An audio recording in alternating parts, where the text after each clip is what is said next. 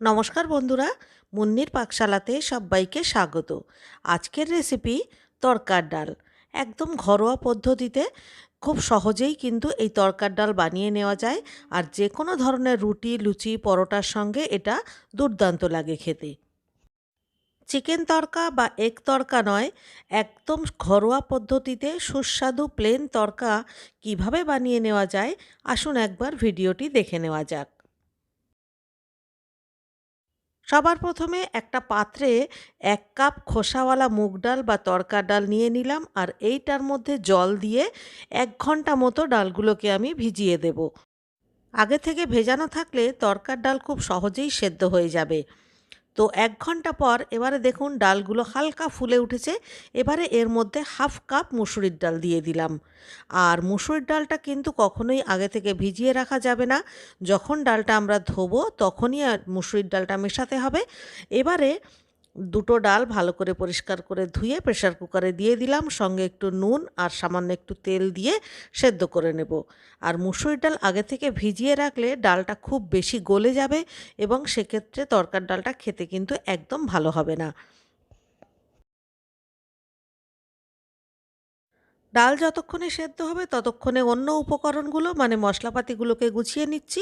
এখানে রয়েছে ৩টে পেঁয়াজ, একটা রসুন, কিছুটা আদা, কাঁচা লঙ্কা, টমেটো। তো আমি আজকে কোনো বাটা মশলা ব্যবহার করব না। আমি এখানে আজকে সমস্ত মশলা কিন্তু চপ করে নেব। তো এখানে ৩টে পেঁয়াজ আমি ছাড়িয়ে নিলাম, রসুনগুলোকেও ছাড়িয়ে নিলাম। এবারে কিছুটা আদা কুচি নিয়ে নিলাম, একটা বড় সাইজের টমেটো কেটে নিলাম, আর ১ মুঠো কাঁচা লঙ্কা নিয়ে নিলাম।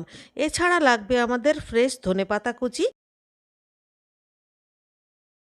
এবারে একটা হ্যান্ড চপার নিয়ে নিলাম, আর হ্যান্ড চপারের মধ্যে প্রথমে পেঁয়াজের টুকরোগুলোকে দিয়ে দিলাম। প্রথমে পেঁয়াজের টুকরোগুলোকে ভালো করে চপ করে নেব, নিয়ে একটা বাটির মধ্যে আলাদা করে ঢেলে রেখে দেব। এই হ্যান্ড চপারে যে কোনো জিনিস কিন্তু খুব সুন্দর মিহি করে চপ হয়। তো পেঁয়াজটা রেখে দেওয়ার পর এবারে এর মধ্যে আমি দেব আদা, রসুন আর কাঁচা লঙ্কা। এগুলোকেও খুব ভালো করে চপ করে নেব। এবারে সরাসরি রান্নায় চলে এলাম। আর দেখুন ডালটা আমি কি সুন্দরভাবে সেদ্ধ করেছি। মসুরির ডালগুলো একদম দানা দানা রয়েছে, আর তড়কার ডালটাও সুসেদ্ধ হয়েছে। এবারে ওপর থেকে কিছুটা জল আর একটু হলুদ দিয়ে দিলাম। আর আগে থেকে তো নুন আর সর্ষের তেল দিয়েই সেদ্ধ করেছিলাম। এবারে এটাকে ফুটতে দিয়ে অন্যদিকে একটা কড়াই বসিয়ে দিলাম, আর কড়াইতে ৩ থেকে ৪ চামচ মতো তেল দিয়ে দিলাম। তেলের মধ্যে জিরে, শুকনো লঙ্কা আর একটা তেজপাতা ফোড়ন দিয়ে সবার প্রথমে চপ করে রাখা পেঁয়াজ দিয়ে দিতে হবে।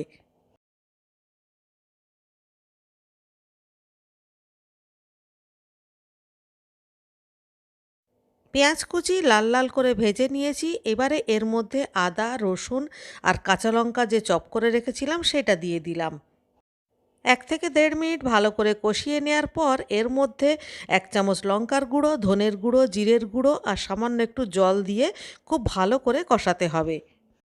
মাপ করবেন, ড্রাই মশলা আর জল দেওয়ার সময় ক্যামেরাটা অন করতে আমি ভুলে গিয়েছিলাম।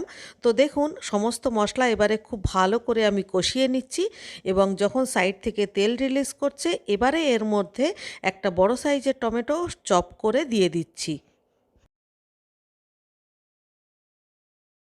আবারও সব কিছু ১ থেকে ১.৫ মিনিট ধরে খুব ভালো করে কষিয়ে নিতে হবে।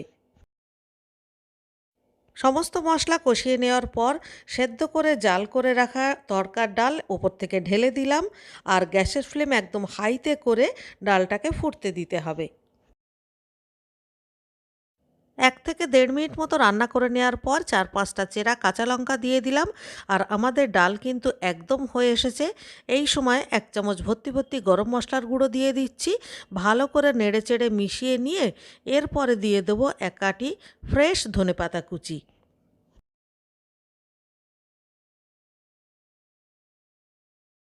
ভালো করে নেড়েচেড়ে মিশিয়ে দিয়ে গ্যাস বন্ধ করে ১ থেকে ১.৫ মিনিট মতো স্ট্যান্ডিং টাইমে রেখে দেব। তো সুস্বাদু ডাল তড়কা পরিবেশনের জন্য একদম রেডি। আপনারাও ঠিক এইভাবে মুসুরির ডাল মিশিয়ে রান্না করে দেখুন, দেখবেন বাচ্চা থেকে বড় সবাই আঙ্গুল চেটে খাবে। আর রেসিপিটা ভালো লাগলে বরাবরের মতো একটা লাইক করবেন, কমেন্ট করে আমাকে জানাবেন। আর আপনি যদি আমার চ্যানেলে নতুন বন্ধু হয়ে থাকেন তাহলে চ্যানেলটিকে সাবস্ক্রাইব করে প্লিজ আমার পাশে থাকবেন। তাহলে আজকের মতো এই পর্যন্ত। দেখা হচ্ছে পরবর্তী ভিডিওতে আবার একটা নতুন রেসিপির সাথে নিয়ে। ততক্ষণের জন্য সবাই ভালো থাকবেন, সুস্থ থাকবেন।